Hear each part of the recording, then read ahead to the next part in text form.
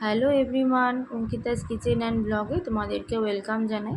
তো খুবই গরম পড়েছে। এই গরমে আমাদের কিছু রান্না করতেও ভালো লাগে না, আর কিছু রিচ খেতেও ইচ্ছা করে না। তো তার জন্য এখানে আমি আজকে একটা হালকা পাতলা মাছের ঝোলের রেসিপি নিয়ে চলে এসেছি। যদি পারো তো ট্রাই করে দেখতে পারো, খুবই টেস্টি হয় খেতে আর সময়ও কম লাগে। তো আমি এখানে আজকে রান্না করছি সজনে ডাঁটা আর আলু বড়ি দিয়ে মাছের ঝোল।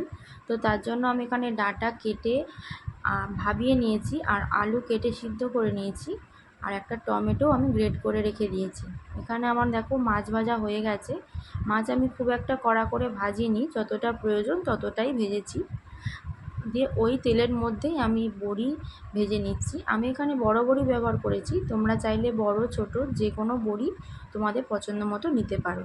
তো বড়ি ভেজে তুলে নিয়ে ওই তেলের মধ্যেই আমি কিছুটা পাঁচফোড়ন দিয়ে দিচ্ছি।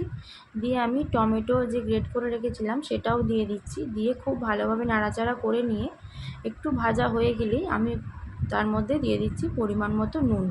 নুন দিয়েও আমি খুব খুব ভালোভাবে নাড়াচাড়া করে আমি এবার কিছু গুঁড়ো মশলা অ্যাড করব।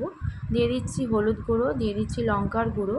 লঙ্কার গুঁড়ো হলুদ গুঁড়ো তোমরা তোমাদের স্বাদ অনুযায়ী দেবে। আর এখানে আমি দিয়ে দিচ্ছি জিরের গুঁড়ো কিছুটা। তো আবারও খুব ভালোভাবে কষিয়ে নিতে হবে। কষিয়ে নেওয়ার পর আমি এখানে দুটো কাঁচা লঙ্কা দিয়ে দিচ্ছি। কাঁচা লঙ্কা তোমরা চাইলে দিতেও পারো, আবার নাও দিতে পারো।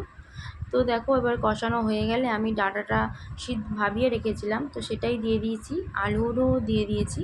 দিয়ে খুব ভালোভাবে কষিয়ে নিচ্ছি। নিয়ে আমি এবারে বড়িটাও দিয়ে দিয়েছি। বড়িটাও খুব ভালোভাবে ঝোলের মধ্যে ফুটে গেলে খেতেও ভালো লাগে, শক্ত থাকলে ভালো লাগে না। তো তার জন্য আমি কষার সময় বড়িটা দিয়ে দিয়েছি। দিয়ে খুব ভালোভাবে নাড়াচাড়া করে আমি ঝোলটাকে ফুটতে দেব। ঝোলটা ফুটে গেলে আমি এবারে দিয়ে দেব মাছগুলো ভেজে রেখেছিলাম, সেইগুলোই দিয়ে দেবো। তো মাছটা দিয়ে ঝোলটা ফুটে গেলেই রান্না আমাদের শেষ, আর কিছু ঝামেলা নেই।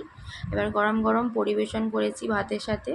তো রেসিপিটা তোমাদের কেমন লাগলো আমাকে অবশ্যই জানাবে, আর যদি ভালো লেগে থাকে আমার চ্যানেলটাকে সাবস্ক্রাইব করে দেবে, লাইক শেয়ার করে পাশে থেকো। Tata, bye bye.